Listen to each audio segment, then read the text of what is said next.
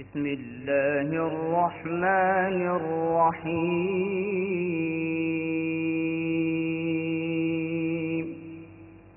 هو الله الذي لا إله إلا هو الملك القدوس السلام المؤمن المهيمن العزيز الجبار المتكبر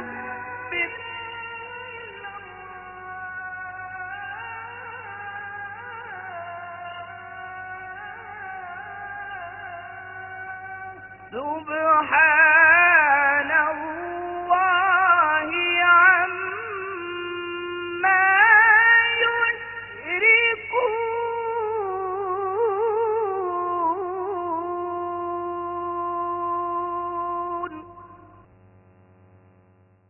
السلام عليكم ورحمة الله. بسم الله الرحمن الرحيم.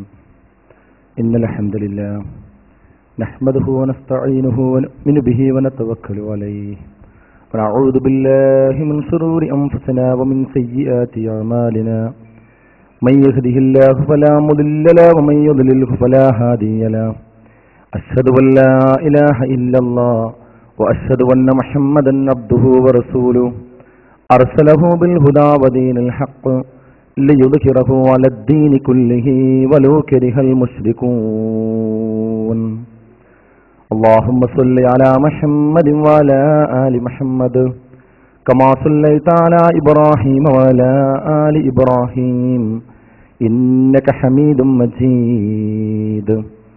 اللهم بارك على محمد وعلى آل محمد كما باركت على إبراهيم وعلى آل إبراهيم إنك حميد مجيد.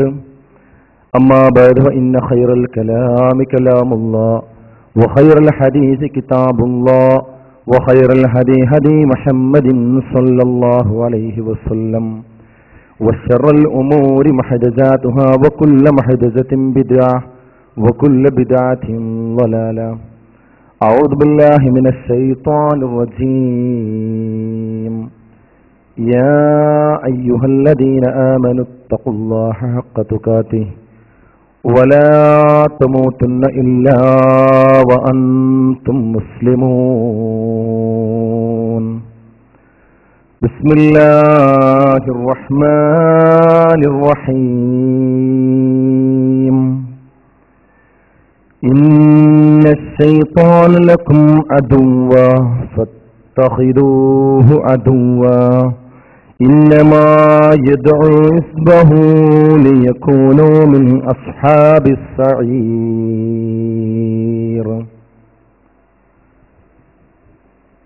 ബഹുമാന്യനായ കേരള നേതൃത്വ മുജാഹിദിന്റെ സംസ്ഥാന സെക്രട്ടറി പ്രൊഫസർ അബ്ദു സാഹിബ്, സദസ്സിൽ സന്നിഹിതരായ കാരണവന്മാരെ, സഹോദരി സഹോദരന്മാരെ, സുഹൃത്തുക്കളെ, മാധ്യമങ്ങളുടെ സ്വാധീനം എന്ന വിഷയവുമായി ബന്ധപ്പെട്ടുകൊണ്ട് നമ്മുടെ ഓരോരുത്തരുടെയും ജീവിതത്തിൽ അനിവാര്യമായും ഓർത്തിരിക്കേണ്ട ചില കാര്യങ്ങൾ ചർച്ച ചെയ്യുകയാണ് ഈ സമയത്ത് നാം ഉദ്ദേശിക്കുന്നത്. തിങ്കളാഴ്ച തോറും നടന്നു വരുന്ന ഈ ക്ലാസ്സിൽ സ്ഥിരമായി പങ്കെടുക്കുന്നവരും വല്ലപ്പോഴും വരുന്നവരും ഈ സദസ്സിലുണ്ടാവാം. എല്ലാവരോടും ആമുഖമായി എന്നോടെന്ന പോലെ ഓർമ്മപ്പെടുത്താനുള്ളത്, ഓരോ ക്ലാസ്സുകൾ ജീവിതത്തിൽ നമ്മൾ കേൾക്കുമ്പോഴും ഒരു ഉത്തരവാദിത്വം നമുക്ക് വർദ്ധിക്കുന്നു എന്ന് നമ്മൾ മറക്കാൻ പാടില്ല. സ്വർഗത്തിൽ പോകുന്ന സത്യവിശ്വാസികളുടെ ലക്ഷണമായി വിശുദ്ധ ഖുർആൻ പറഞ്ഞത് വഇദാ തുലിയത് അലൈഹിം ആയാതുഹു സാദതുഹും ഈമാന എന്ന്. അവർക്ക് അല്ലാഹുവിന്റെ ആയത്തുകൾ ഓതി കേൾപ്പിച്ചു കൊടുത്താൽ സാദതുഹും ഈമാന, അവരുടെ ഈമാൻ വർദ്ധിച്ചുകൊണ്ടിരിക്കും. അത്തരം ആളുകൾ വിശ്വാസികളാണ്, സ്വർഗത്തിന്റെ അവകാശികളാണ് എന്നാണ് പറഞ്ഞതിന്റെ ചുരുക്കം. ഏതെങ്കിലും ഒരു ക്ലാസ്സിൽ വന്നാൽ വന്നതുപോലെ അവർ തിരിച്ചു പോവുകയില്ല. എന്തെങ്കിലും ഒരു നന്മ ജീവിതത്തിൽ പകർത്താൻ തീരുമാനമെടുത്തുകൊണ്ടും അറിഞ്ഞോ അറിയാതെയോ നമ്മുടെ ജീവിതത്തിൽ അള്ളിപ്പിടിച്ചു പോയ തിന്മയെ വിഭാടനം ചെയ്യുവാനും സ്വയം തീരുമാനമെടുത്തുകൊണ്ടായിരിക്കും യഥാർത്ഥ വിശ്വാസികൾ ഉത്ബോധനത്തിന്റെ സദസ്സുകൾ വിട്ടുകൊണ്ട് പോവുക എന്നതാണ്. അത്തരമൊരു ഗുണം ഇവിടെ പങ്കെടുത്ത നമുക്കെല്ലാവർക്കും ജീവിതത്തിൽ ഉണ്ടാകണം. എല്ലാ ഉത്ബോധനത്തിന്റെ സദസ്സുകളിലും എന്തെങ്കിലും ഒരു നന്മ ജീവിതത്തിൽ പകർത്താനും അറിഞ്ഞോ അറിയാതെയോ ചെയ്യുന്ന എന്തെങ്കിലും ഒരു തിന്മ ഒഴിവാക്കാനുമുള്ളൊരു തീരുമാനം ഇതിന്റെ സ്റ്റെപ്പുകൾ ഇറങ്ങി പോകുമ്പോൾ നമുക്ക് എടുക്കാൻ കഴിയണം. അതാണ് പരലോകത്ത് നമുക്ക് ഉപകാരപ്പെടുകയുള്ളൂ എന്ന് ആമുഖമായി ഓർമ്മപ്പെടുത്തുകയാണ്. റോഡുകളിലൂടെ സഞ്ചരിക്കുന്ന സമയത്ത് സാധാരണ കാണാറുള്ള ഒരു ബോർഡ് നമുക്കെല്ലാവർക്കും അറിയാം. ദേശീയ പാതകളിൽ തല ഉയർത്തി നിൽക്കുന്ന ആ സൂചനാ ബോർഡ് ഡ്രൈവർമാരുടെ ശ്രദ്ധയിൽപ്പെടുന്നതിന് വേണ്ടിയാണ് വെച്ചിരിക്കുന്നതെങ്കിലും മനുഷ്യരുടെ ജീവിതത്തിന്റെ മൊത്തത്തിലുള്ള ലക്ഷ്യവുമായി ബന്ധപ്പെട്ടുകൊണ്ടും ആ ബോർഡിൽ എഴുതി വെച്ച വാചകം വളരെ അർത്ഥഗർഭമാണ്. ശ്രദ്ധ മരിക്കുമ്പോൾ അപകടം ജനിക്കും എന്നാണ് ആ ബോർഡിൽ എഴുതി വെക്കാറുള്ളത്. റോഡിന്റെ ഇരുഭാഗങ്ങളിലും വലിയ അക്ഷരങ്ങൾ എഴുതി വെക്കാറുള്ള ഒരു വാചകമാണ്. ശ്രദ്ധ മരിക്കുമ്പോൾ അപകടം ജനിക്കും. ഇത് നമ്മുടെ ജീവിതത്തിൽ എല്ലാവർക്കും അറിയാവുന്ന ഒരു കാര്യമാണ്. നമ്മുടെ ജീവിതത്തിൽ ചെറിയ കാര്യങ്ങളിൽ പോലും നമ്മൾ ശ്രദ്ധക്കുറവ് കാണിച്ചാൽ അതിന്റെ വലിയ അനന്തരഫലങ്ങൾ ജീവിതത്തിൽ നമ്മൾ ഓരോരുത്തരും അനുഭവിച്ചിട്ടുണ്ട്. ബസ്സിൽ നിറയെ ആളുകളെ കയറ്റിക്കൊണ്ട് പോകുന്ന ഒരു ഡ്രൈവർ അല്പസമയം റോട്ടിൽ നിന്നും ശ്രദ്ധ തെറ്റിയാൽ ആ ബസ്സിലുള്ള ആളുകളുടെ അവസ്ഥ ഗുരുതരമാണ്. ഓപ്പറേഷൻ നിർവഹിച്ചുകൊണ്ടിരിക്കുന്ന ഡോക്ടറുടെ ശ്രദ്ധ അല്പമൊന്ന് മാറിപ്പോയാൽ ആ രോഗി അപകടത്തിലാണ്. അങ്ങനെ ഏതൊരു രംഗത്ത് പ്രവർത്തിക്കുന്ന ആളുകളായിരുന്നാലും ആ രംഗത്ത് ശ്രദ്ധക്കുറവ് വന്നാൽ വലിയ അപകടമുണ്ടാവും. നമ്മുടെ ജീവിതത്തിൽ തന്നെ ചെറുപ്പകാലങ്ങളിൽ നമ്മൾ ശ്രദ്ധിക്കേണ്ട പലതും ശ്രദ്ധിക്കാതെ വന്നതുകൊണ്ട് അതിന്റെ തിക്തഫലങ്ങൾ ഇപ്പോഴും നമ്മളോ നമ്മുടെ കുട്ടികളോ അനുഭവിക്കുന്നുണ്ടാവും. പലപ്പോഴും നമ്മൾ ചിന്തിക്കും, അന്ന് ഞാൻ അങ്ങനെ ഒരു നിലപാട് സ്വീകരിച്ചിരുന്നുവെങ്കിൽ എത്ര നന്നായിരുന്നുവെന്ന്. അത് നമ്മുടെയൊക്കെ ജീവിതത്തിന്റെ പൊതുതത്വമാണ്.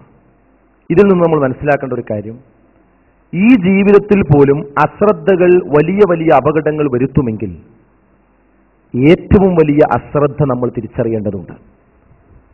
ആ ഏറ്റവും വലിയ അശ്രദ്ധ, ഈ ലോകത്ത് നാം എന്തിനാണോ വന്നത് ആ വന്ന ലക്ഷ്യം മറന്നു പോവുക എന്നതാണ് നമ്മുടെ ജീവിതത്തിലെ ഏറ്റവും വലിയ അശ്രദ്ധ.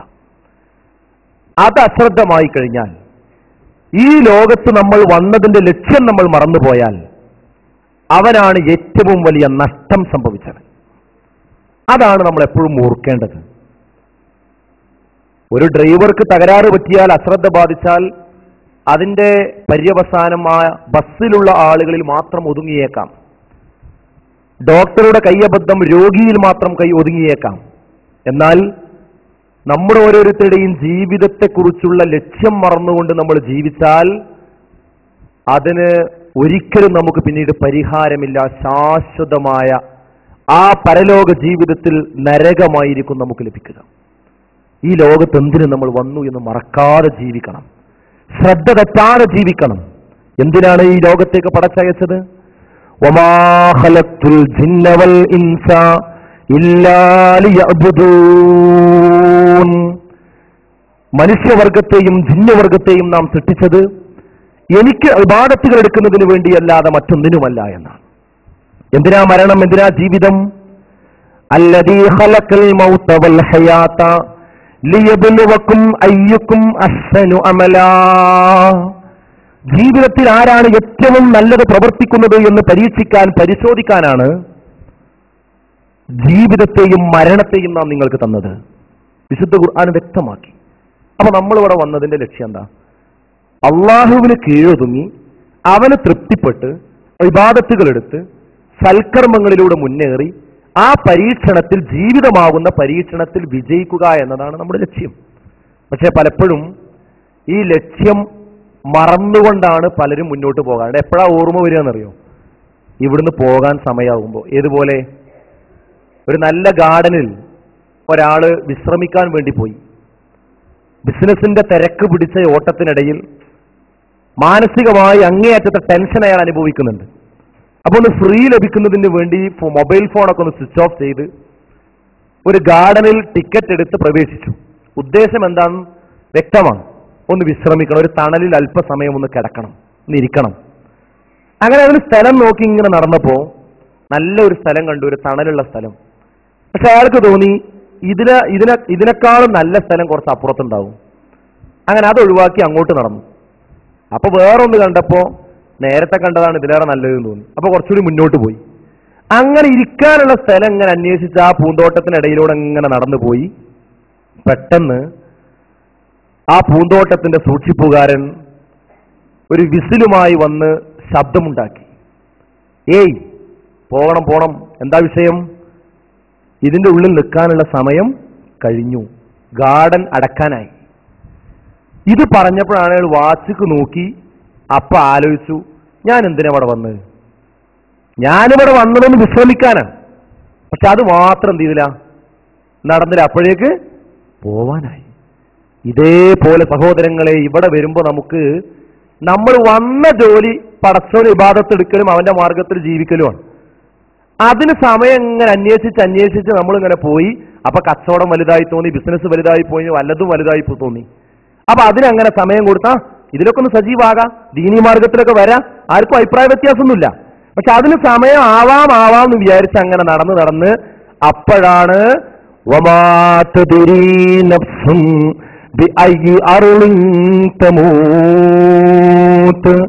ഏത് ഭൂമിയിൽ എവിടെ വച്ചാണ് മനുഷ്യൻ മരിക്കുക എന്ന് ഒരാത്മാവിനും അല്ലാഹു അറിയിച്ചു കൊടുത്തിട്ടില്ല. ഏത് സമയത്തും നമ്മൾ തിരിച്ചു വിളിക്കാം. ആ തിരിച്ചു വിളിക്കാനുള്ള ഒരു ദൂതൻ ഒരുപക്ഷെ ആക്സിഡന്റ് ആവാം, അല്ലെങ്കിൽ ചെറിയൊരു നെഞ്ഞുവേദനയാകാം, അതല്ലെങ്കിൽ അതുമായി സമാനമായ എന്തെങ്കിലും സംഗതിയാവാം. അത് വരുമ്പോഴാണ് ആലോചിക്കുക, പടച്ചോനെ എന്താ എൻ്റെ അടുത്തുള്ളത്? അപ്പൊ നമ്മുടെ കയ്യിൽ ഒന്നുമില്ലെങ്കിൽ അവനാണ് നഷ്ടക്കാരൻ. പിന്നെ വിലപിച്ചിട്ട് കാര്യമില്ല. അതുകൊണ്ട് സഹോദരങ്ങളെ, ജീവിതത്തിൽ വളരെ ഗൗരവത്തിൽ കാണണം. പക്ഷേ ഈ ജീവിതത്തിൽ നമ്മളെ ഗൗരവത്തിൽ കാണുന്നതിന് തടസ്സപ്പെടുന്ന ഒട്ടനവധി കാര്യങ്ങളുണ്ട്. അതിനുവേണ്ടി നമ്മളെ തടസ്സപ്പെടുത്തുക എന്ന ഒരൊറ്റ ഡ്യൂട്ടി ഏറ്റെടുത്തുകൊണ്ട് അള്ളാഹുവിന്റെ അനുവാദത്തോടുകൂടി ഇവിടെ ഒരു ശക്തി പ്രവർത്തിക്കുന്നുണ്ട് എന്ന് ആദ്യം നമ്മൾ മനസ്സിലാക്കണം. എങ്ങനെ? ഈ ജീവിതത്തിന്റെ അടിസ്ഥാന ലക്ഷ്യത്തിൽ നിന്ന് നമ്മളെ തെറ്റിപ്പിക്കുക എന്ന ലക്ഷ്യം മാത്രം ഉദ്ദേശിച്ചുകൊണ്ട് അതിനുള്ള സകല കഴിവുകളോടുകൂടി അള്ളാഹുവിന്റെ അനുമതിയോടുകൂടി ഇവിടെ പ്രവർത്തിക്കുന്ന ഒരു ശക്തിയുണ്ട്. ഇതെല്ലാവർക്കും അറിയാം. അവനെ തിരിച്ചറിഞ്ഞവന് മാത്രമേ ഈ ജീവിതത്തിന്റെ ലക്ഷ്യത്തിൽ മുറുകി പിടിച്ച് മുന്നോട്ട് പോകാൻ കഴിയുള്ളൂ. അതാരാ? വിശുദ്ധ ഖുർആൻ പറഞ്ഞു, ഇന്ന ശൈത്വാന ലക്കും അദുവ്വാ ഫത്തഖിദൂഹു അദുവ്വാ. നിശ്ചയമായും പിശാച് നിങ്ങൾക്ക് ശത്രുവാണ്, അതുകൊണ്ട് അവനെ നിങ്ങൾ ശത്രുവായി തന്നെ പരിഗണിക്കണം. കാരണം ഇന്നമാ യദ്ഉ ഹിസ്ബഹു ലിയകൂനൂ മിൻ അസ്ഹാബിസ് സഈർ. നിശ്ചയമായും അവൻ വിളിച്ചുകൊണ്ടുപോകുന്നത്, അവന്റെ ആളുകളെ ആ ജ്വലിക്കുന്ന അഗ്നിയേക്കാൾ അവൻ തെളിച്ചുകൊണ്ടുപോയിക്കൊണ്ടിരിക്കുന്നത്. അതുകൊണ്ട് ആ പിശാചിന്റെ വലയത്തിൽ പെടാതിരിക്കാൻ നിങ്ങൾ ശ്രദ്ധിക്കണം. അവനെ ശത്രുവായി തന്നെ പരിഗണിക്കണം എന്നാണ്. ഒരു ശത്രുവിനെ നേരിടണമെങ്കിൽ എന്ത് വേണം? ആ ശത്രുവിന്റെ സ്വഭാവം ആദ്യം അറിയണം, അല്ലേ? നമുക്ക് ഈ ഇവിടെ തന്നെ പല നിലക്കുള്ള വിരോധികൾ ഉണ്ടാവുമ്പോൾ, ഇപ്പൊ ബിസിനസ് രംഗത്തോ പല രംഗത്താകട്ടെ, നമുക്ക് വെല്ലുവിളിയുള്ള ഒരാളുണ്ട് എന്ന് പറഞ്ഞാൽ നമ്മൾ ആദ്യം എന്താ അന്വേഷിക്കുക? അയാളുടെ പ്രചരണ മാർഗങ്ങൾ എന്തൊക്കെയാണ്, എങ്ങനെയാണ് അയാൾ എന്നെ ഇല്ലാതെയാക്കുക എന്ന് നമ്മൾ ശ്രദ്ധിക്കും. എന്നിട്ടാണ് നമ്മൾ അതിനുള്ള തന്ത്രങ്ങൾ ആവിഷ്കരിക്കുക. അപ്പൊ ശരിക്കും പിശാച് എങ്ങനെ നമ്മൾ ചെയ്യും? പല മാർഗങ്ങളിൽ ഏറ്റവും പ്രധാനപ്പെട്ട ഒരു മാർഗം, അവൻ സ്വർഗത്തിൽ നിന്ന് തന്നെ ഉദ്ഘാടനം ചെയ്യപ്പെട്ടൊരു കാര്യമുണ്ട്. അതെന്താണെന്നറിയോ? നമ്മൾ ഏത് തിന്മി നമ്മളെ കൊണ്ട് ചെയ്യിപ്പിക്കും, പക്ഷെ അത് നല്ലതാണ് എന്ന് നമ്മുടെ മനസ്സിൽ തോന്നിപ്പിക്കും. എന്നിട്ട് നമ്മളെ കൊണ്ട് ചെയ്യിപ്പിക്കും. നമുക്ക് ചെയ്യുമ്പോൾ എന്ത് തോന്നും? ഞാൻ നല്ലതിലാണ്, നല്ല മാർഗത്തിലാണ് എന്ന് തോന്നുള്ളൂ. നമുക്കൊരു മനസ്സാക്ഷി കുത്തുണ്ടാവില്ല. കാരണം നമ്മുടെ മനസ്സിന് ഒട്ടനവധി ന്യായീകരണങ്ങൾ നൽകിക്കൊണ്ട് അത് നല്ലതാണ്, നന്മക്കാണ് എന്ന് തോന്നിപ്പിച്ചുകൊണ്ട്, ഉപകാരമുണ്ട് എന്ന് തോന്നിപ്പിച്ചുകൊണ്ടാണ് എന്ത് ചെയ്യിപ്പിക്കുക? തെറ്റായ കാര്യങ്ങൾ ചെയ്യിപ്പിക്കുക. അതാണ് സ്വർഗത്തിൽ നിന്ന് അതിന്റെ ഉദ്ഘാടനം കഴിഞ്ഞിട്ടാണ് അദ്ദേഹം ഇറങ്ങിയത്. അറിയാലോ എല്ലാവർക്കും. എന്താ? ആദം അലൈഹി സ്വലാത്തു വസ്സലാമയെ വഞ്ചിക്കുന്നതിന് വേണ്ടി ഉപയോഗിച്ച തന്ത്രം എന്താ? ആ മരത്തുമെന്ന് ഭക്ഷണം കഴിക്കരുത് എന്ന് പറയാനും പിശാച് ഉപയോഗിച്ച തന്ത്രം എന്താ? അള്ളാഹ് അങ്ങനെ പറഞ്ഞിട്ടില്ല എന്ന് പറഞ്ഞോ? സമ്മതിച്ചു കൊടുത്തു. അള്ളാഹ് പറഞ്ഞിട്ടുണ്ട്, കഴിക്കാൻ പാടില്ല എന്ന് പറഞ്ഞിട്ടുണ്ട്, ശരിയാണ്, ഒക്കെ സമ്മതിച്ചു കൊടുത്തു. പക്ഷേ അതിനൊരു ന്യായ പറഞ്ഞു കൊടുത്ത്. എന്ത്? അതെന്തിനാ നിങ്ങൾക്കറിയോ? 2 കാര്യമാണ്. ഒന്ന്, അതുമ്പോൾ നിങ്ങൾ ഭക്ഷണം കഴിച്ചു കഴിഞ്ഞാൽ ഒരു പക്ഷേ നിങ്ങൾ ശാശ്വതമായി ഇവിടെ ജീവിക്കും, അല്ലെങ്കിൽ നിങ്ങൾ മലക്കുകളാകാൻ സാധ്യതയുണ്ട്. ഇത് 2 ആർക്കറിയാം? അള്ളാഹുവിനറിയാം. അതുകൊണ്ടാണ് നിങ്ങളോട് അതൊന്നും ഭക്ഷണം കഴിക്കരുത് എന്ന് പറഞ്ഞത്. അതുകൊണ്ട് നിങ്ങൾ കഴിച്ചാൽ എന്തേ സംഭവിക്കുള്ളൂ? നിങ്ങൾക്ക് ഹൈറാൻ ഉണ്ടാകുക, എന്നും ഈ സ്വർഗത്തിൽ ജീവിക്കാം, അല്ലെങ്കിൽ നിങ്ങൾക്ക് മാലാഖമാരായി പറക്കാം. ഇത് നിങ്ങൾക്ക് വേണോ? വേണമെങ്കിൽ സ്വീകരിച്ചോ, എനിക്കിതിലൊന്നുമില്ല, ഞാൻ നിങ്ങളെ ഹൈറിന് വേണ്ടിയാ പറയണത്. ആയത്ത് നോക്കി നിങ്ങൾ.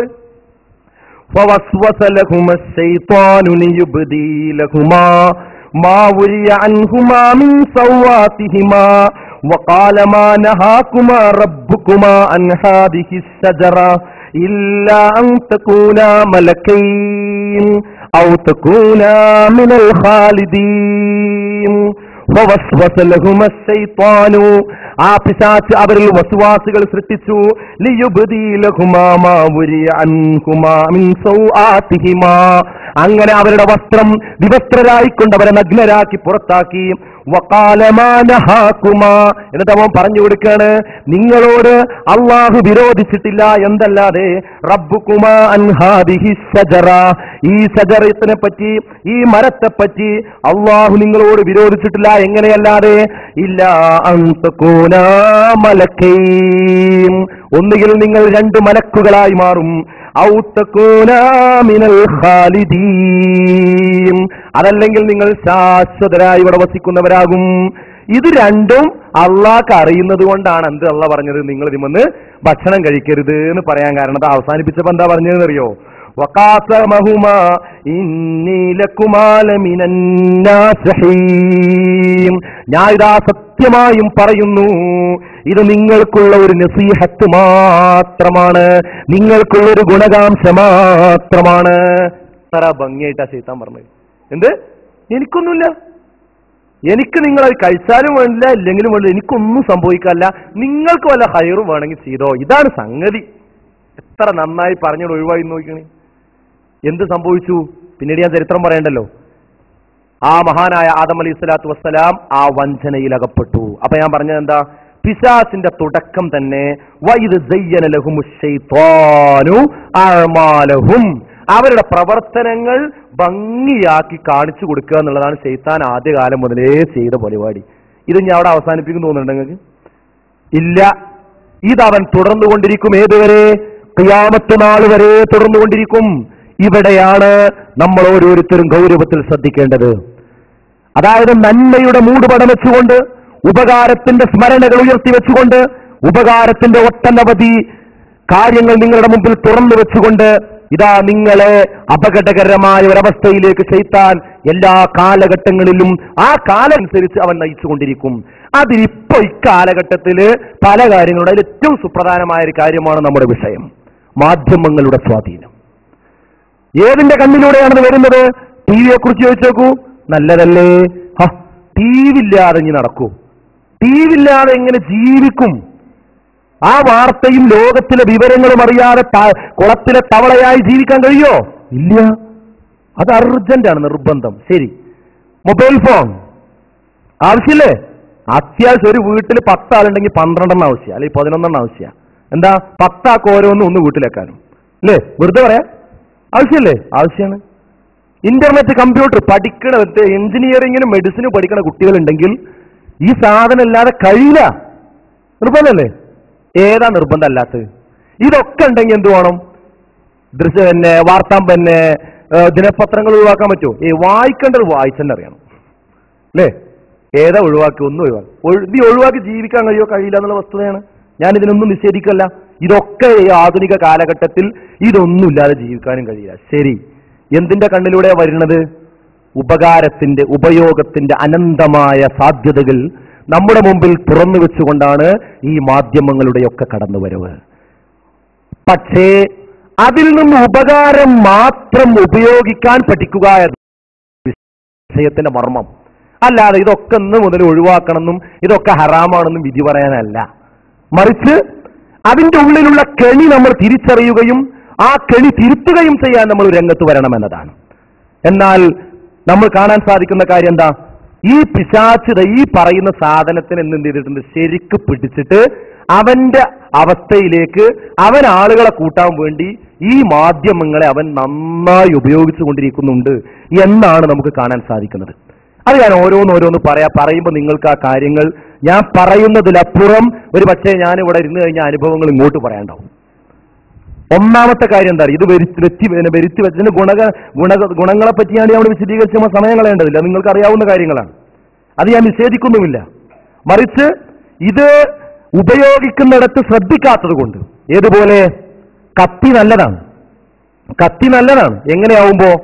അടുക്കളയിൽ തക്കാളിയും വെണ്ടക്കയും പച്ചക്കറികളും കൊണ്ടുപോയി കൊടുത്താൽ, ഉമ്മയുടെ അടുക്ക് കൊണ്ടുപോയി കൊടുത്താൽ, അതിന്റെ കൂടെ ഒരു കത്തിയും കൊടുത്താൽ അത് മുറിക്കാനും അത് കറി വെക്കാനും അത് അനിവാര്യമാണ്, അത് അത്യാവശ്യമാണ്.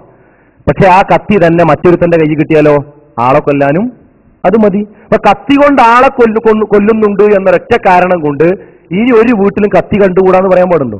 ഇല്ല. കത്തി ആവശ്യമാണ്, പക്ഷെ അത് ഉപയോഗിക്കുന്ന രീതിയാണ് വിഷയം.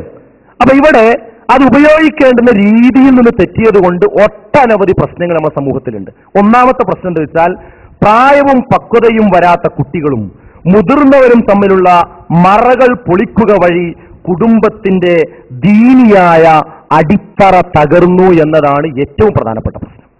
വിശദീകരിക്കുമ്പോൾ കാര്യം മനസ്സിലാവും. എന്ത്? മുതിർന്നവരും കുട്ടികളും തമ്മിൽ പാലിക്കേണ്ട ഇസ്ലാമികമായ കുറെ മര്യാദകളുണ്ട്. ആ മര്യാദ ഖുർആനും ഹദീസും പഠിപ്പിക്കുന്നുണ്ട്. ആ മര്യാദ പാലിക്കാൻ ഇന്ന് ഈ ദൃശ്യമാധ്യമങ്ങളുടെ കടന്നുകയറ്റം കാരണം അത് നമുക്ക് പാലിക്കാൻ സാധിച്ചില്ല. അത് മുഖേന ഒട്ടനവധി പ്രശ്നങ്ങൾ ഇന്ന് നമ്മുടെ വീടുകളിൽ നമ്മളും നമ്മുടെ മക്കളും അനുഭവിച്ചുകൊണ്ടിരിക്കുന്നു. ഒരു ആയത്ത് നോക്കൂ നിങ്ങൾ. ഒരു ആയത്തിലുള്ളതാണ്. അത് ഒറ്റപ്പെട്ടതല്ല, ഇതുപോലെ സമാനമായ ഒരുപാട് കാര്യങ്ങളുണ്ട്, നിർദ്ദേശങ്ങളുണ്ട്. ഒറ്റ നിർദ്ദേശം നോക്കൂ നിങ്ങൾ. വിശുദ്ധ ഖുർആൻ പറയാണ്, നിങ്ങളുടെ പ്രായമാകാത്ത കുട്ടികൾ നിങ്ങളുടെ വലങ്കൈ ഉടമപ്പെടുത്തിയ നിങ്ങളുടെ താഴെയുള്ള ആളുകളും നിങ്ങളുടെ ബെഡ്റൂമിലേക്ക് കടന്നു വരണമെങ്കിൽ അനുവാദം ചോദിച്ചുകൊണ്ട് മാത്രമേ വരാൻ പാടുള്ളൂ. ഇത് ഇസ്ലാമിന്റെ വിശുദ്ധ ഖുർആനിന്റെ ഒരു പൊതു തത്വമാണ്. ഇത് നമ്മൾ എത്ര ആളുകൾ നമ്മളെ മക്കളെ പഠിപ്പിച്ചിട്ടുണ്ട് എന്ന് ഇനി ഈ സമയത്ത് നമ്മൾ ചിന്തിക്കുമ്പോൾ എന്ത്? ഏത് സമയത്ത്? 3 സന്ദർഭങ്ങളിൽ. സ്ത്രീകളുമൊക്കെ വളരെ ഗൗരവത്തിൽ ശ്രദ്ധിക്കേണ്ട ഒരു കാര്യമാണ്. 3 സന്ദർഭങ്ങളിൽ നിങ്ങൾക്ക് സ്വകാര്യ സമയങ്ങളാണ്. ആ സമയങ്ങളിൽ ഈ ആളുകൾ, ചെറിയ കുട്ടികളും അതുപോലെ വലങ്കൈ ഉടമപ്പെടുത്തിയവരും നിങ്ങളുടെ റൂമിലേക്ക് വരണമെങ്കിൽ അനുവാദം ചോദിക്കണം. ഏതൊക്കെയാണ് ആ 3 സമയം? വിശുദ്ധ ഖുർആൻ പറയുന്നു നോക്കിങ്ങൾ.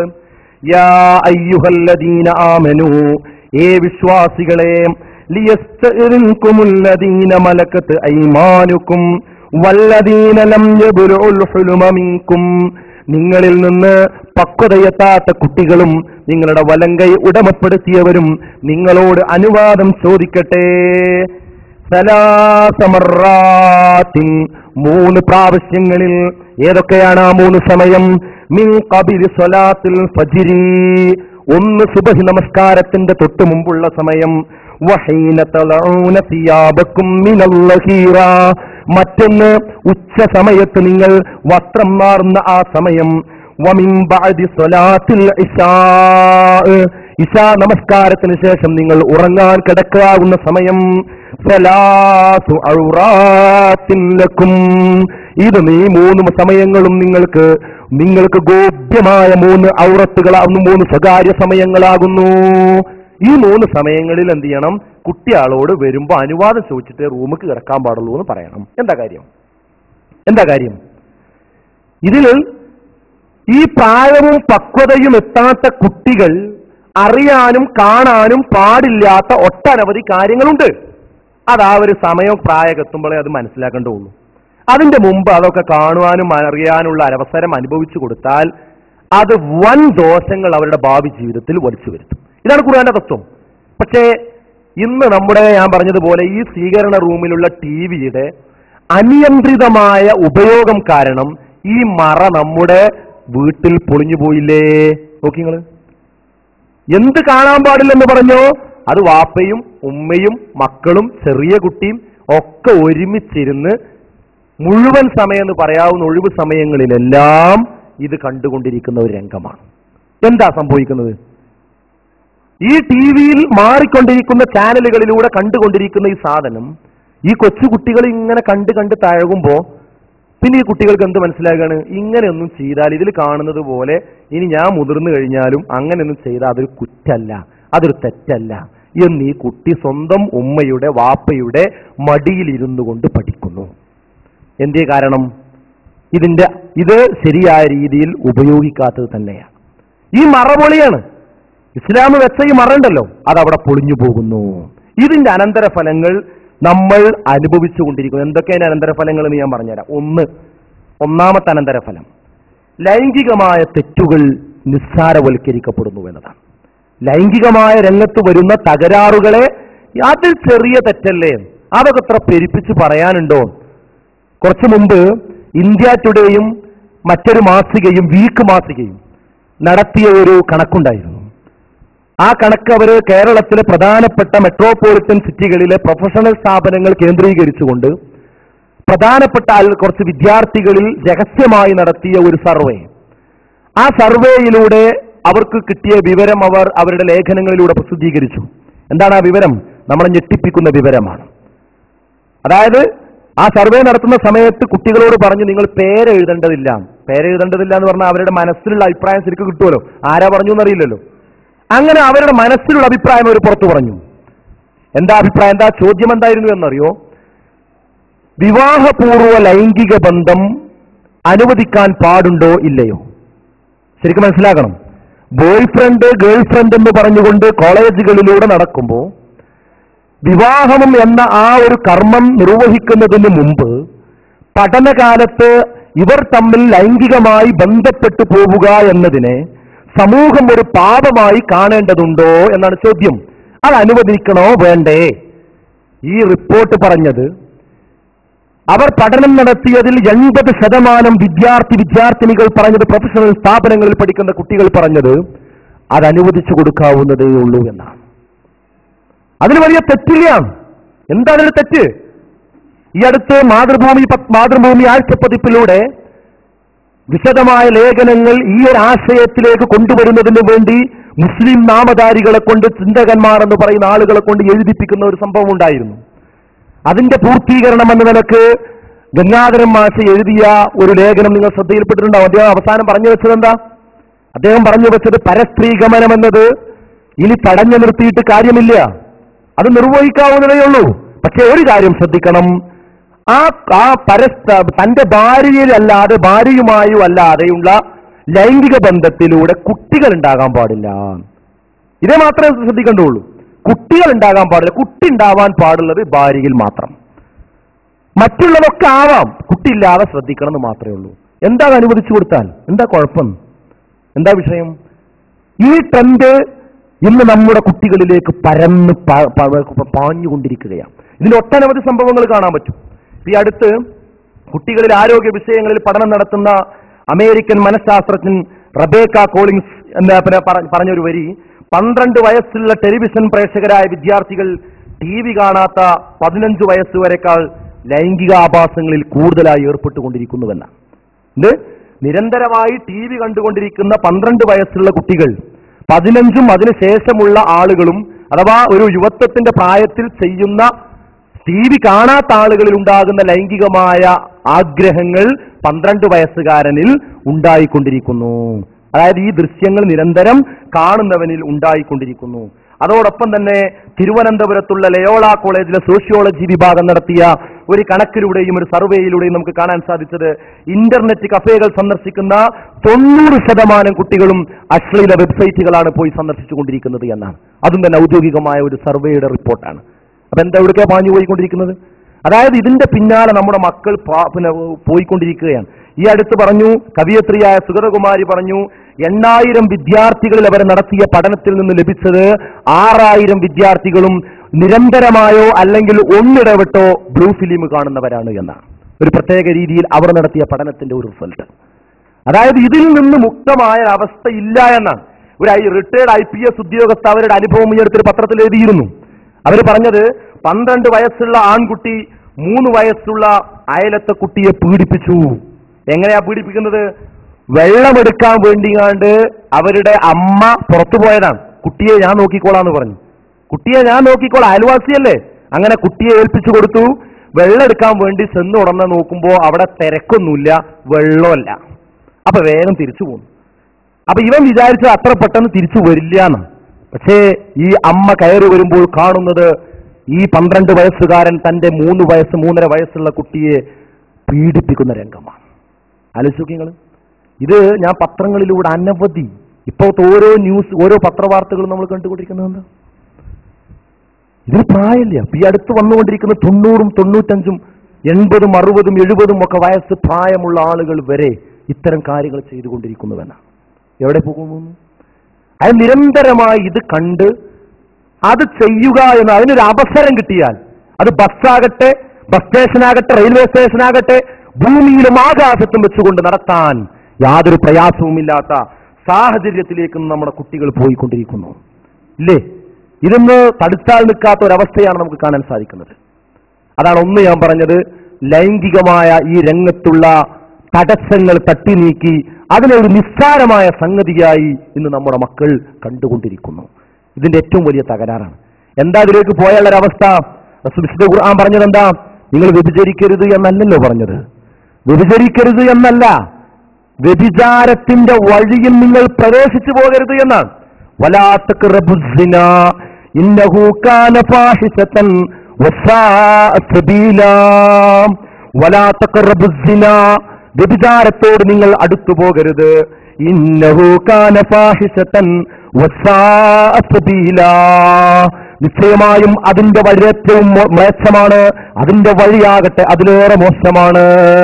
ആ വഴിയിൽ തന്നെ പ്രവേശിക്കാൻ പാടില്ല എന്നാണ്. എന്നാൽ ആ വഴിയിലൂടെയാണ് ഇന്ന് നമ്മുടെ കൗമാരം സഞ്ചരിച്ചുകൊണ്ടിരിക്കുന്നത്.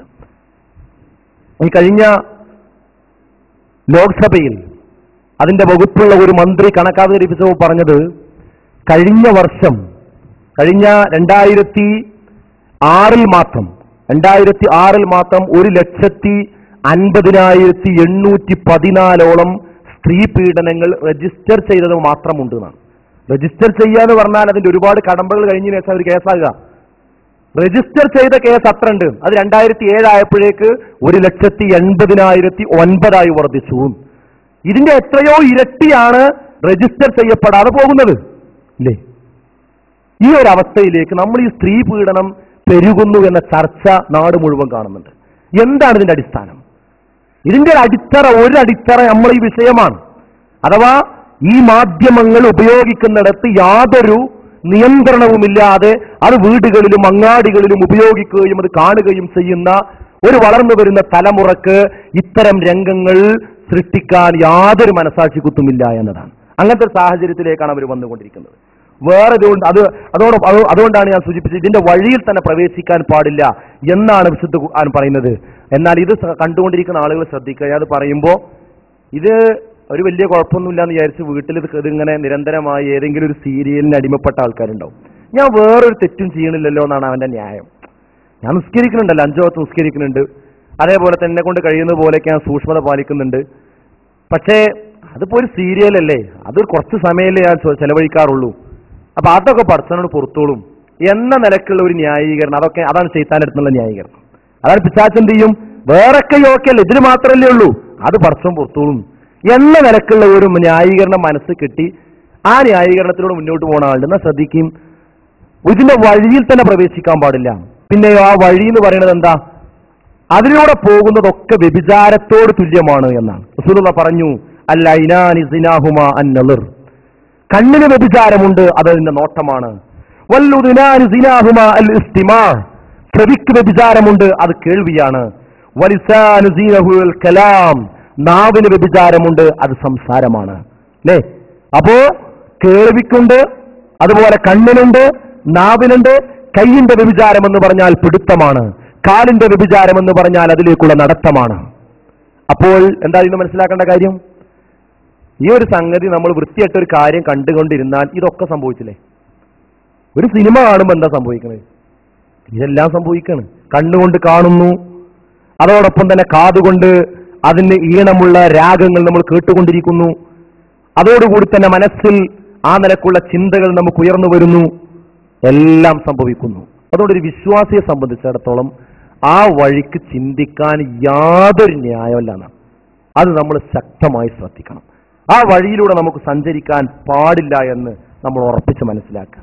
അതോടൊപ്പം തന്നെ മനസ്സിലാക്കേണ്ട സുപ്രധാനമായ ഒരു കാര്യം, ഇത് എവിടേക്ക് എത്തിക്കുന്നുവെന്നറിയോ? ഇത് ഇന്ന് നമ്മുടെ കുട്ടികളിൽ, ചെറിയ കുട്ടികളിൽ ഈ ഒരു മീഡിയയുടെ അതിപ്രസരം വലിയ ദോഷഫലങ്ങൾ ഉണ്ടാക്കിക്കൊണ്ടിരിക്കുന്നുണ്ട്. ഏറ്റവും പ്രധാനമായത് ഒന്ന്, മാതാപിതാക്കൾ അനുസരിക്കാത്ത മക്കൾ വർദ്ധിക്കുന്നു എന്നതാണ്. ഇന്ന് മക്കൾ പറയുന്നതല്ലല്ലോ മാതാപിതാക്കൾ പറയുന്നതല്ലല്ലോ മക്കൾ കേൾക്കുന്നത്. അമേരിക്കയിൽ നിന്ന് ഈ അടുത്തിറങ്ങിയ ഒരു പുസ്തകമുണ്ട്, അതിന്റെ പരിഭാഷ നമ്മളവിടെയൊക്കെ അതിന്റെ പുസ്തകം ഇറങ്ങിയിട്ടുണ്ട്. അതർ പേരന്റ് എന്നാണ് ആ പുസ്തകത്തിന്റെ പേര്. അതർ പേരന്റ്, മറ്റൊരു രക്ഷിതാവ്. എന്താണ് മറ്റൊരു രക്ഷിതാവ്? യഥാർത്ഥ രക്ഷിതാവിന് പുറമെ മറ്റൊരു രക്ഷിതാവ് ഇന്ന് നമ്മുടെ വിദ്യാർത്ഥികൾക്കുണ്ടായിരിക്കുന്നു. അതായത് ഈ മറ്റൊരു രക്ഷിതാവിനെ പറ്റി പറഞ്ഞത് അതാണ് മീഡിയ. ഈ മീഡിയയിലൂടെ കടന്നു വരുന്നത് എന്താണോ അത് അതേപോലെ വിഴുങ്ങുകയും അതുപോലെ ചെയ്യാൻ വേണ്ടി ശ്രമിക്കുകയും അതിന് യഥാർത്ഥ രക്ഷിതാവിൽ നിന്ന് പല കാര്യങ്ങളും പറഞ്ഞുകൊണ്ട് അതിനാവശ്യമായ സംഗതികൾ അനുകൂലമാക്കുകയും ചെയ്യുന്ന ഒരു ജീവിത രീതിയാണ് ഇന്ന് നമ്മുടെ കുട്ടികൾ സ്വീകരിക്കുന്നത്. അതായത് ടി വിയിലൂടെയും പത്രത്തിലൂടെയും അതുപോലെ തന്നെ ഇന്റർനെറ്റിലൂടെയും മൊബൈൽ ഫോണിലൂടെയും ഒക്കെ കാണുന്ന ഒരു ജീവിതമുണ്ട്, ഒരു വേഷമുണ്ട്, ഒരു ഭാഷയുണ്ട്, ഒരു സംസ്കാരമുണ്ട്. ആ സംസ്കാരം, ആ വേഷം, ആ ഭാഷ നടത്താൻ, അത് വാങ്ങാൻ യഥാർത്ഥ രക്ഷിതാവിനോട് പടവെട്ടുക. എന്നിട്ട് അനുവദിക്കൂല എന്ന് പറഞ്ഞാലോ ആത്മഹത്യാ ഭീഷണി മുഴക്കുക. എന്നാ ഞാൻ മരിക്കും അല്ലേ? അവർക്കല്ലേ നമ്മളെ മക്കൾ പോണത്? അപ്പൊ യഥാർത്ഥ രക്ഷിതാവാരാ? മീഡിയയാണ്. ആ മീഡിയ തോന്നിപ്പിച്ചു കൊടുക്കുന്ന തോന്നലുകൾക്കനുസരിച്ചാണ് അവന്റെ ജീവിതം. അതിന് യഥാർത്ഥ രക്ഷിതാവ് തടസ്സം നിന്നാൽ ആ രക്ഷിതാവുമായി യുദ്ധത്തിൽ ഏർപ്പെടുകയാണ്. 10ാം ക്ലാസ് കഴിഞ്ഞാൽ കുട്ടികളുടെ സ്വഭാവത. എത്ര രക്ഷിതാക്കൾ നമ്മളൊക്കെ പറഞ്ഞിട്ടുണ്ട്. ഖുതുബ കഴിഞ്ഞൊരു ദിവസം ഇറങ്ങുമ്പോൾ ഒരു കുറച്ച് പ്രായമുള്ള ഒരാള് സുന്നത്ത് നമസ്കാരം കഴിഞ്ഞിട്ടൊന്ന് കാണണം എന്ന് പറഞ്ഞു. സുന്നത്ത് നമസ്കാരം കണ്ടപ്പോ അയാള് പറയുന്നതിന് മുമ്പ് കരഞ്ഞുപോയി. അദ്ദേഹം പറയുന്നത്, എനിക്ക് ജീവിതത്തിൽ എല്ലാം സുഖമാണ്, എല്ലാം സമാധാനമാണ്, പക്ഷെ എനിക്ക് ആകെയുള്ള സങ്കടം, എനിക്ക് ആകെ ഒരു ആൺകുട്ടി മാത്രമേ ഉള്ളൂ. ആ ആൺകുട്ടി ഞാൻ പറഞ്ഞത് മാത്രം കേൾക്കൂല. അവന്റെ കൂട്ടുകാരും നാട്ടുകാരും ആരൊക്കെ എന്തൊക്കെ പറഞ്ഞു അതൊക്കെ അതുപോലെ കേൾക്കും, പക്ഷെ ഞാൻ പറയുന്നത് മാത്രം കേൾക്കില്ല. എന്ത് ചെയ്യും?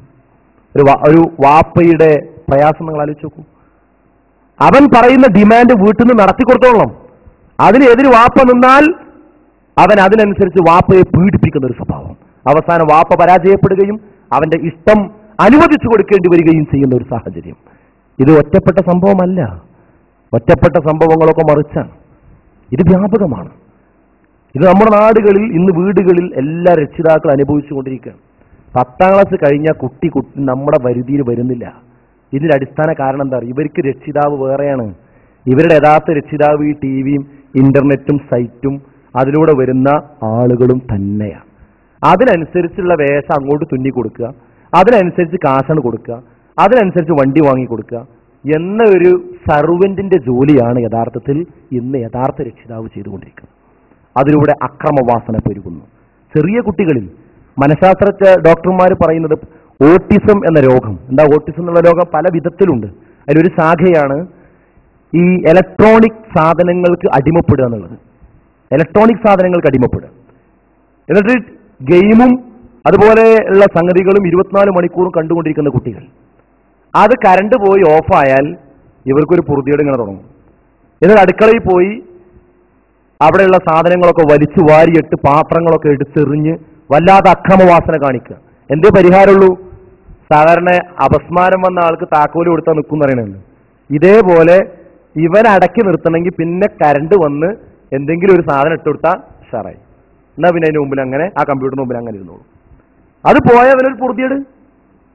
ഈ ഓട്ടിസം എന്ന രോഗം ഒരു 4 വർഷം മുമ്പ്, ഒരു 4-5 വർഷം മുമ്പൊക്കെ ഒരു ദിവസം ഒരു മാസത്തിൽ ഒക്കെ 4 കുട്ടികളാണ് രോഗികളായി വന്നിരുന്നതെങ്കിൽ ഇപ്പൊ ഓരോ ദിവസവും 4ഉം 5ഉം 6ഉം കുട്ടികളെ കൊണ്ട് ഇത്തരം പ്രശ്നങ്ങൾ കാരണം രക്ഷിതാക്കൾ വന്നുകൊണ്ടിരിക്കുന്നുവെന്നാണ്. എന്താ മനസ്സിലാക്കേണ്ടത്? ചെറിയ കുട്ടികളിൽ ഇത് വേരൂന്നു. അത് ഒരു വലിയ കാരണം നമ്മുടെ ഉമ്മമാരാണ്. ഇവരെ ശല്യം സഹിക്കാതെ വരുമ്പോൾ എന്ത് ചെയ്യും? ഒരു റൂമിൽ ഒരു കമ്പ്യൂട്ടർ ഗെയിമോ എന്തെങ്കിലും ഇട്ടുകൊടുത്ത് അവിടെ ഇരുത്തിയവൻ അവിടെ ഇരുന്നോളൂ. അതിക്ക് കുറച്ച് മിച്ചറോ വായക്കപ്പോരി എന്തെങ്കിലും അവിടെ ഇട്ടുകൊടുത്താൽ അതും കുറിച്ച് കുട്ടികൾ അവിടെ എന്നാ ശല്യമില്ലല്ലോ. ഇങ്ങനെ കുട്ടികളെ പഠിപ്പിച്ച് കുട്ടികൾക്ക് എന്താവും, പിന്നെ നമ്മൾ പറയുന്നത് കുട്ടികളെ കേൾക്കാത്തൊരു സ്വഭാവം വരും. ഒരു 35-40 വയസ്സുള്ള ആളുകൾ ചെയ്യുന്ന കാര്യങ്ങളൊക്കെ കുട്ടികൾ ചെയ്യാൻ തുടങ്ങി എങ്ങനെ ഉണ്ടാവും? അതാണ് കുട്ടികൾ ചെയ്യുന്നത്. കുട്ടികൾ നിഷ്കളങ്കരാണ് അവരുടെ മനസ്സ്. പക്ഷെ ഇത് 24 മണിക്കൂർ കാണുന്നതോടുകൂടി നാട്ടിലുള്ള മുഴുവൻ കാപട്യത്തിന്റെ ചതിക്കുഴികളും അവർ മനസ്സ് കയറ്റിയാണ്. അപ്പൊ ഈ മുതിർന്ന ആളുകളൊക്കെ കംപ്ലീറ്റ് കള്ളന്മാരാണ്. ആരാ പഠിക്കുന്നത്? ഈ ചെറിയ കുട്ടി പഠിക്കുന്നത്. അതായത് കംപ്ലീറ്റ് കള്ളത്തരവും ചതിയും വഞ്ചനയാണല്ലോ ഇതിൽ കാണുന്നത്. ഈ തന്ത്രം ഈ കുട്ടിക്ക് അറിയില്ല. പക്ഷെ ഇതൊക്കെ ഇതിലൂടെ കാണുമ്പോൾ ലോകം മുഴുവൻ ഒരു കപട ലോകമാണ് എന്ന് ഈ കുട്ടി എന്ത് ചെയ്യുന്നു? തിരിച്ചറിയുന്നു. അങ്ങനെയാണ് ആ കുട്ടിയും കാപട്യത്തിലൂടെ അവൻ ജീവിച്ചു വളരുന്നത്. വളരെ വലിയ ഒരു പ്രശ്നമാണ് ഇതിലൂടെ നമ്മൾ അനുഭവിക്കുന്നത്. അതുകൊണ്ടാണ് റസൂലുള്ളാഹി പറഞ്ഞത്, അൽസിമു ഔലാദകും വഅഹ്സിനു അദബഹും. അൽസിമു ഔലാദഹും, നിങ്ങൾ നിങ്ങളുടെ കുട്ടികളെ വിടാതെ പിടികൂടണമെന്നാണ്. എന്ത്? വിടാതെ പിടികൂടണം. അഹ്സിനു അദബഹും, അവർക്ക് നിങ്ങൾ നല്ല അദബുകൾ, നല്ല മര്യാദകൾ അവർക്ക് നിങ്ങൾ പഠിപ്പിച്ചു കൊടുക്കുകയും വേണം. കുട്ടികളെ കാര്യം നല്ലോണം ശ്രദ്ധിക്കണം. ചില രക്ഷിതാക്കളുണ്ട്, നമ്മൾ നിസ്കരിക്കും, 5 വക്ത് നിസ്കരിക്കും, കാര്യങ്ങളൊക്കെ ശ്രദ്ധിക്കും. പക്ഷെ കുട്ടികള് 7 വയസ്സായ നമസ്കാരം ശീലിപ്പിക്കണം, 10 വയസ്സായിട്ട് നിസ്കരിച്ചെങ്കിൽ തല്ലണം എന്ന് റസൂലുള്ളാഹി പറഞ്ഞല്ലോ അല്ലേ? ഇന്ന് വരെ നമസ്കരിക്കാത്തതിന്റെ പേരിൽ 18 വയസ്സായ അല്ലെങ്കിൽ SSLCക്ക് പഠിക്കുന്ന ഒരു കുട്ടിയെ നമ്മൾ ആരെങ്കിലും തച്ചിട്ടുണ്ടോ? വേറെ പലതിനും തച്ചിട്ടുണ്ടാവും. ഒന്ന് ചീത്ത പറഞ്ഞിട്ടുണ്ടോ? ഇല്ല. ചില ഉമ്മമാര് പറയുന്ന ചെയ്യും. 10ാം ക്ലാസ് പഠിക്കുന്ന കുട്ടി പോലും 7 മണിക്കും കിടന്നുറങ്ങാണ്. രാവിലെ സുബഹി നിസ്കരിക്കാതെ കിടന്നുറങ്ങാണ്. അപ്പോ വാപ്പിന്ന് പോയിട്ട് മോനെ എണീക്കാൻ നിസ്കരിക്കുന്നു പറഞ്ഞാൽ ഉമ്മ അടുക്കളയിൽ നിന്ന് പറയും, അവൻ ഇന്നലെ രാത്രി ഒരുപാട് സമയം വായിച്ചിട്ടാണ് കിടന്നുറങ്ങിയിട്ടുള്ളതെന്ന്. ഉറങ്ങിക്കോട്ടെ, ശല്യപ്പെടുത്തണ്ട.